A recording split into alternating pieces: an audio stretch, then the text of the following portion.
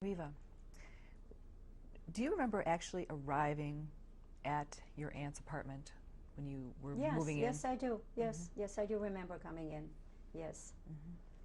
What was that day like? Well, it was a very sad day because you had to leave everything behind you. You know, you have friends that you left behind. You left your home. You left your surroundings, your familiar surroundings. You had to move into a place that is going to be crowded. You're not going to be. You sort of your individuality was taken away from you. You become a group rather than an individual. Now, You do you know, remember thinking, I mean, you were 6 years old. You were, well, I don't know if I was thinking it then. Maybe I'm thinking it now. But I knew I could sense a lot of the things as a little girl. You know, I wasn't, after all, 6, 7 years old. You can feel a lot of things. And I'm pretty sure I remember feeling that my life is going to be changed from now on. This is it. This is going to be a different way of living. I will have to share a lot of things with other people and sleep on floors rather than on beds and sleep having your thing under your, instead of a pillow, having this bag of clothing that you have, and you're constantly going to go from place to place. So it was very, very different, absolutely. what about your sisters? Did they talk much about not being able to go to school anymore?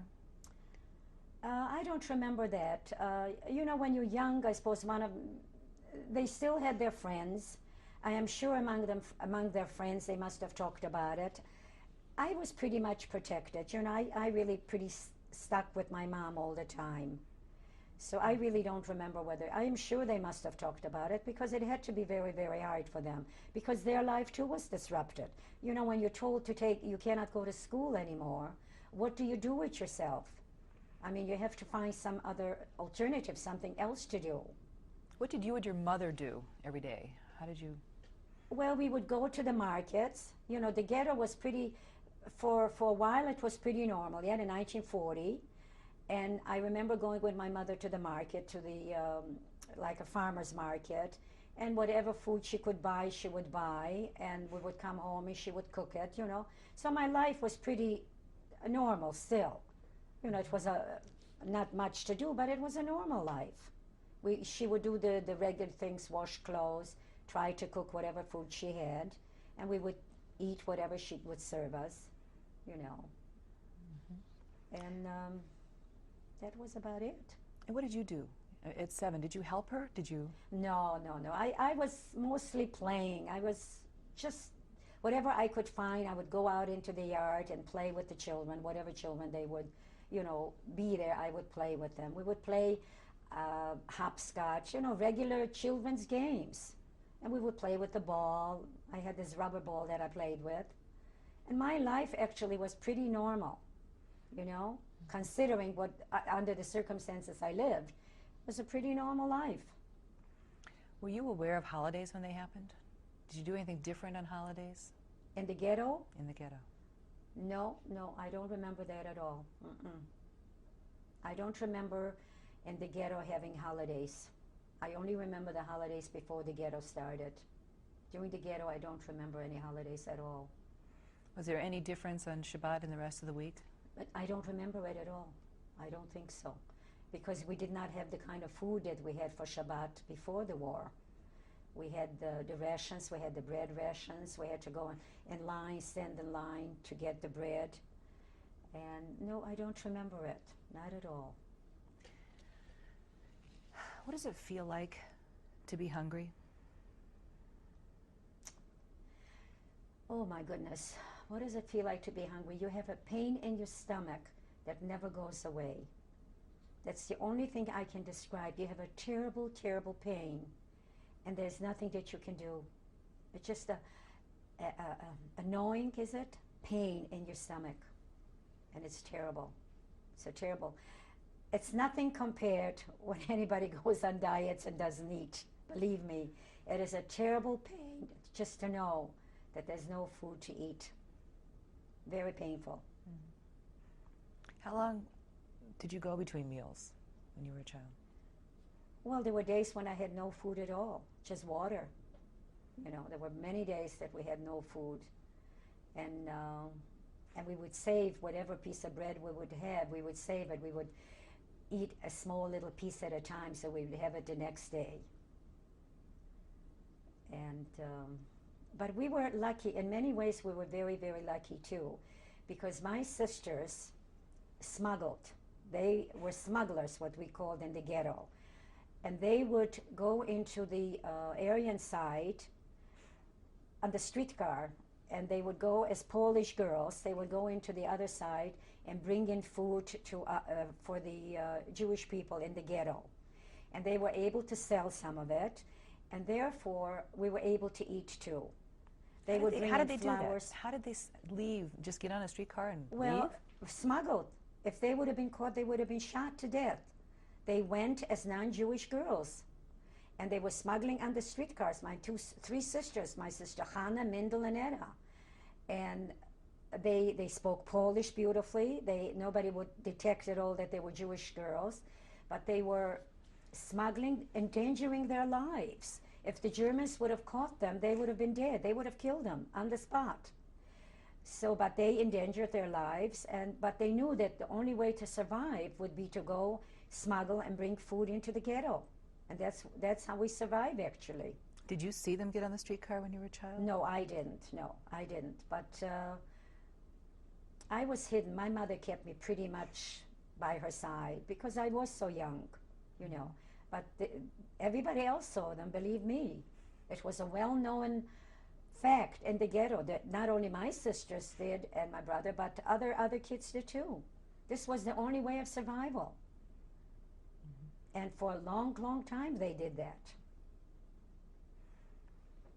But I do remember one thing. I remember when they were building the wall, the ghetto wall, you know, and I used to stand and look at the people that were working at it.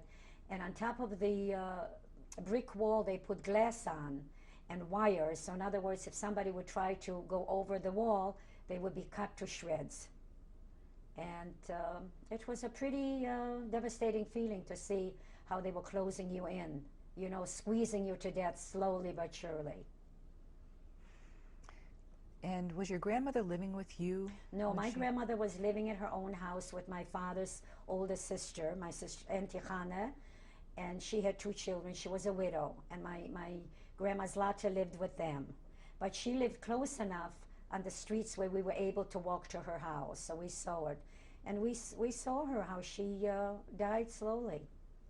But at that point, we already ourselves did not have any food to share with her because things were getting very tighter and the Germans were getting much, much nastier. They were more strict. They would not, you couldn't smuggle that easily anymore. And a lot of people were killed, so people quit doing it because they didn't want to endanger their lives. And slowly the ghetto became smaller and smaller and smaller because people were being taken out. And everybody was promised they would that they would get bread to eat if they would go to work. And people, being that they were all hungry, decided to go. They just took their little suitcase, whatever they had, and they went on the march. And of course, unfortunately, nobody came back. Nobody came back to tell us where they were going till it was too late. And we knew that something was happening because nobody was returning. Till one day, I remember in the ghetto where they finally came to look for people, and they took away my aunt, the one that we were living with. They took her away with her little girl, 2-year-old little, beautiful little girl. And of course, she never returned. And slowly they tried to take away older people. Eventually, the whole ghetto was liquidated. When people were leaving, did you have any sense as a child of where they were going at all? No, not at all. I had no idea. I heard people talk, and they said that, you know, they're taking him away to work, but we know it's better. We know that they're taking him to death because it is impossible because none of these people are returning. So they are taking him to die.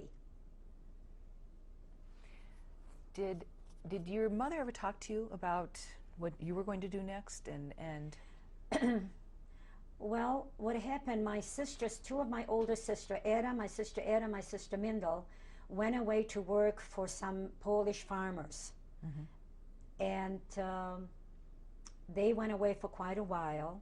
And then while they were working at this farm, they had overheard that the Jews are being killed in Warsaw, that all the Jews are being taken away. At that point, my sisters worked as two non-Jewish girls. They worked as farm help, farm hands. And they wore crosses and they went to church for Mass and all of that. They just lived as two non-Jewish girls. But one day they had heard that all the Jews in Warsaw are being taken away and they're all being killed. So they decided to come back to the ghetto, my two sisters, Eda and Mindel. And when they came back to the ghetto, they had said, we have to get out of here.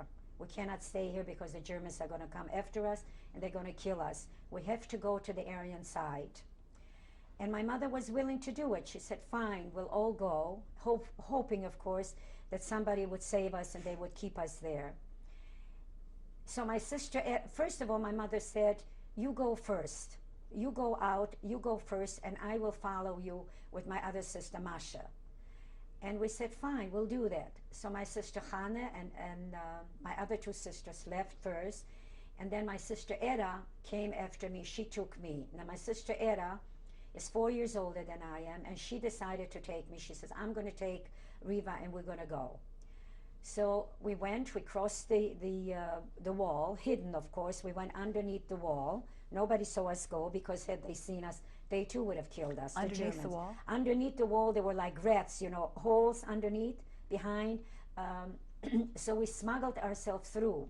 We didn't go through the gate because they wouldn't allow you to go through the gate. So we crawled under the hole just like an animal would crawl underneath. Did you dig the hole, or was the hole? No, the holes were there, evidently from other people probably, but we knew where they were. So we dug ourselves through the holes and we got into the Aryan side.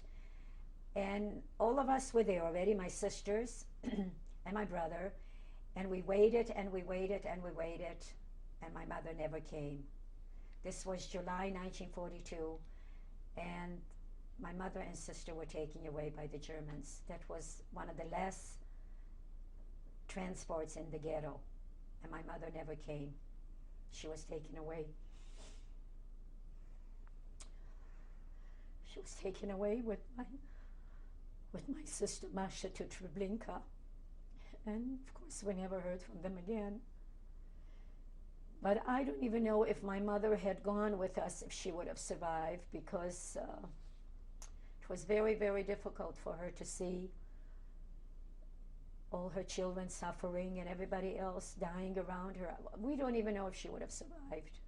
We really don't know. Reva, how do you know your mother was taken to Treblinka? Because most of the Jewish people from Warsaw were taken to Treblinka. They never returned. And we knew. I had an uncle, my mother's youngest brother, who was taken on the train, and he jumped off the train because he found out, he was a very young, handsome young man, and he found out that they were taking him to Treblinka, and he jumped off the train and he was killed. And of course nobody returned from Treblinka to tell us that they saw him, but someone did tell us though that he did jump off. A lot of people might have done that too because they knew where they were going. But Treblinka was the worst place. Nobody returned from Treblinka. Nobody. And at that time, did you know about Treblinka in July? I did not know, but you know, I did remember seeing my sister in line marching with older women. And my sister sort of pointed to us not to say anything. She sort of motioned to us not to say anything because we wanted her to get out of the line. We were willing to take her out. And she said, no, no, no, you just, motioned not to say anything. And she was standing with my mother. And before you know it, they took her away and we were left behind. So you saw your mother and sister taken away. Taken away. Yeah, yeah. No, my sister, not my mother. Because they had separated the young women and the old women. Not that my mother was so old. Like I said, my mother was only 39 years old. But they took them separately. But we did see our sister for the last time. So you're on the other side of the wall. The Aryan side. And we went to a friend that my father had known, thinking that maybe they would save us. And we had given him whatever we had, any valuable things that we had. And what did you have at that point? Well, I didn't tell you in the story before, but after the Germans had evacuated all the people from the ghetto, my sister Eda and I went back into the ghetto and all to the apartments where all the people lived. and whatever we could find of value, we would looting all the homes.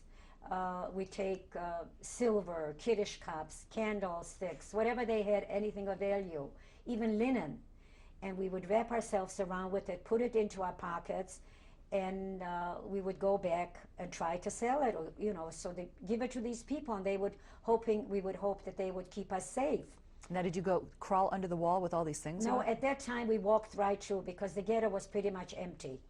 And the Germans, somehow or another, nobody noticed us. I don't know what, somebody above must have been watching over us because nobody bothered us. We just walked through. Maybe at that point they thought maybe we were two little Gentile little girls, and they didn't bother us. And we walked through into the Aryan side where our other sister was there, and we gave all the things that we had to these people. And unfortunately, that same night, this man that we had given everything to him had a little bit too much to drink. And in the middle of the night, he started yelling at us, "Parashiva Zhidi, dirty Jews, get out of here." And he started yelling so loud, and he came with a hatchet with us. And we got very, very frightened.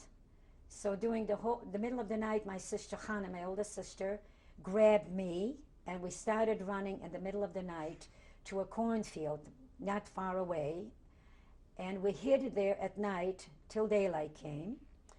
And when daylight came, we decided we had to go someplace because we cannot be in Warsaw anymore because the Polish people did not want to protect us.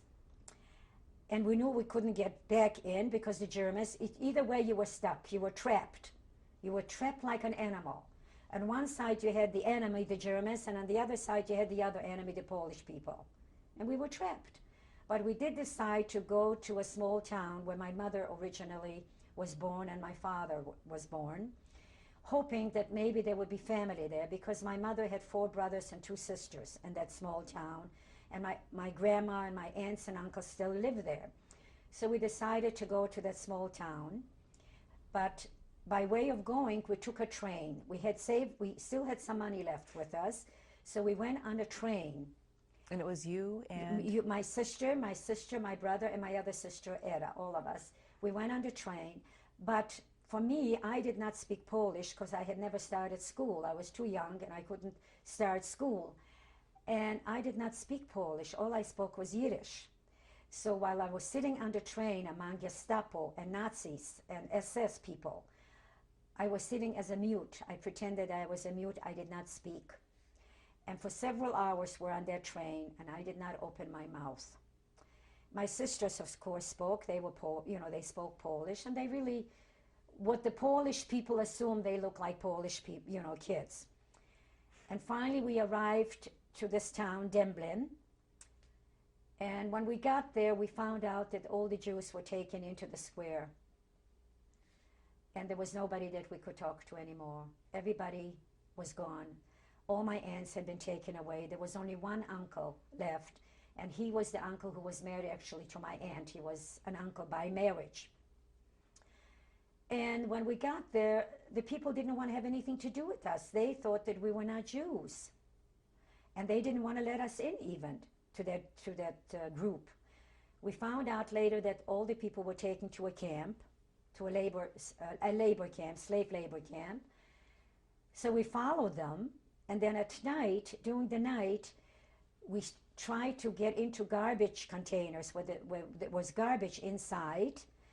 And we hid during the night. And then during the night, my uncle and some other people came out and took us out from these garbage cans. And they brought us into the camp. And finally, he told us that we were his nephews and nieces. And that's how I started. This is how the first camp started for us. Now, what I don't understand is you got off of a train, Uh-huh. you walked to the town square. We walked to the town square, right. And people said, "You're not Jewish, stay away."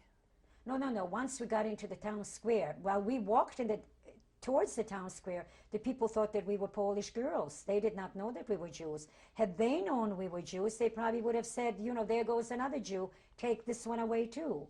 So we marched, we walked, and nobody bothered us till we got to the town square. And when we were trying to find our aunts and uncles, and we couldn't find anybody. Only this uncle was left. How many people were there in the town square?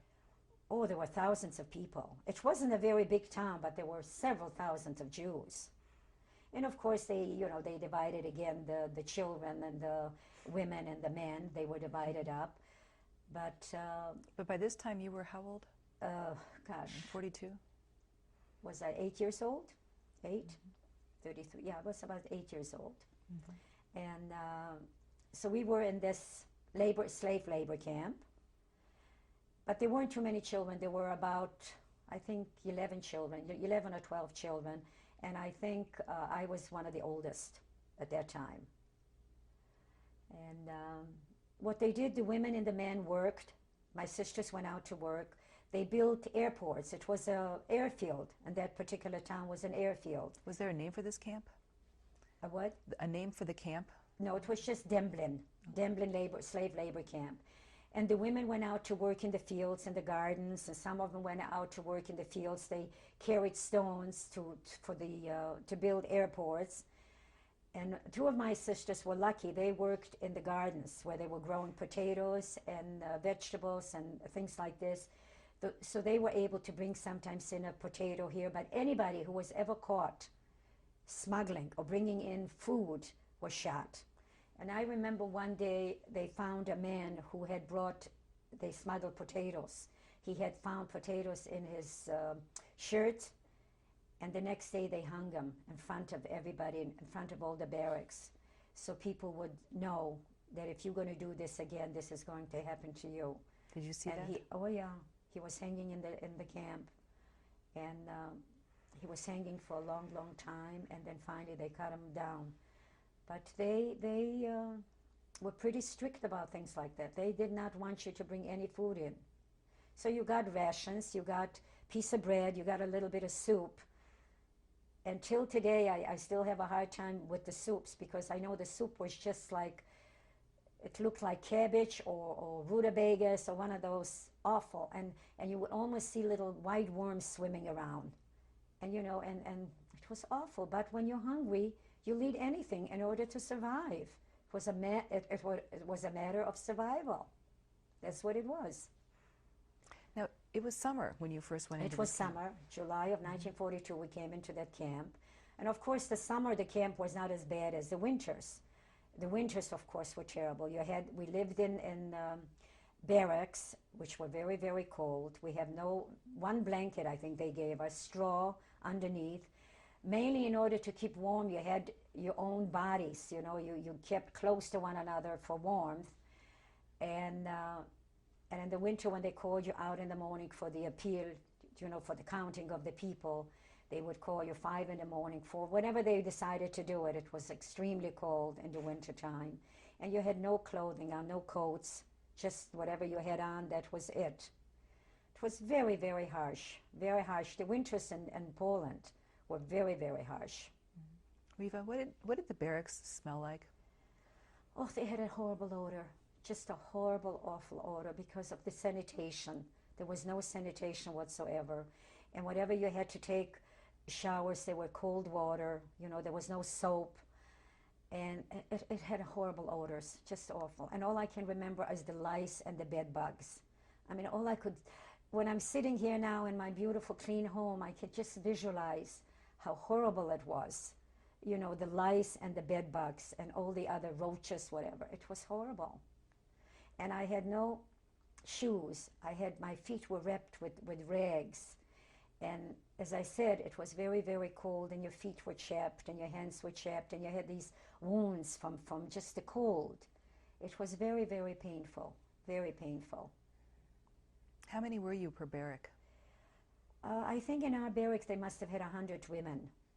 I'm not quite sure, but I would think there must have been about 100 because they had layers. We had three, one barrack on top of the, not barrack, what are those called?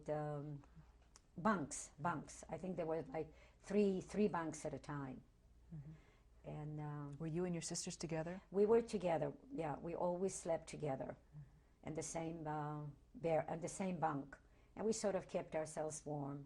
What did women talk about at night in the bunk? Well, most of them talked about their families that they had lost. A lot of them had come from Hungary, people from different parts of Europe. and they talked about the loved ones that they had lost. They lost their wives, mothers, brothers, husbands, you know, most of it. And they thought, when is it all going to end? Why do we have to suffer like that? Why doesn't somebody come along and save us? I mean, everybody has deserted us. For what reason? Why? Why is this necessary? Why do we have to suffer just because we happen to be Jewish? You know? And a lot of times we used to sing. We used to sing quietly. And I know that What my did you sisters sing? and I used to talk mainly. We always used to say to one another, we are going to survive. We are going to live. We have to be strong. We got to survive in order to tell this to other people, because nobody is going to believe that anything like this happened. Nobody, unless there is witnesses. And this is exactly why we have to do this. Nobody would have believed this. Reva, what songs did you sing in the barracks? Well, we used to sing a lot of Jewish songs. I learned one little song while I was in the barracks, which really signifies the whole war, the whole thing. It's about a little girl who's sitting in a camp in a little corner hidden. She had lost her mother and father, and she's asking God, why me? Why did my mother and father taken away from me? Why is the whole world out there not doing something about it? Why has everybody deserted us? Where is God? Where is the humans? Where are they? Why do they see our suffering like this and nobody's stepping forward to help us? And she said, the only enemy right now that I have is the sunshine. And that song has always, it's a little song, but it's always haunted me. Should I sing it for you? It's very short. Sure. Okay, it goes like this. Dort in dem Lager, in a Winkerle Nacht, sitzt sich a jidisch Mädele, abgerissen und vertracht. Von Wagen gespringen, mit dem Leben resikiert, wie hat man mei Taten, mei Mama weggeführt. Tater, Mama meiner, wie groß ist der Pein, der einzige Sohn meiner ist von Tug de Schein. Alle Mitteln hab ich schon probiert und doch bin ich geworden verführt. Und aus Busch wart ich noch du, auf die im glücklichen Schuh, hab schon Rachmones, Gott in you. Jeder eine tut mir teitlen mit de Finger, ich werde Drück von Neuten von Hinger. Und auf was wart ich noch du, auf die im glücklichen Schuh, hab schon Rachmones, Gott in you.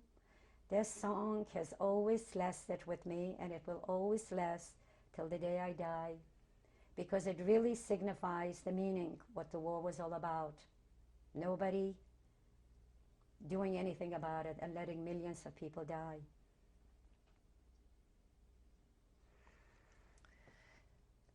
Let's break.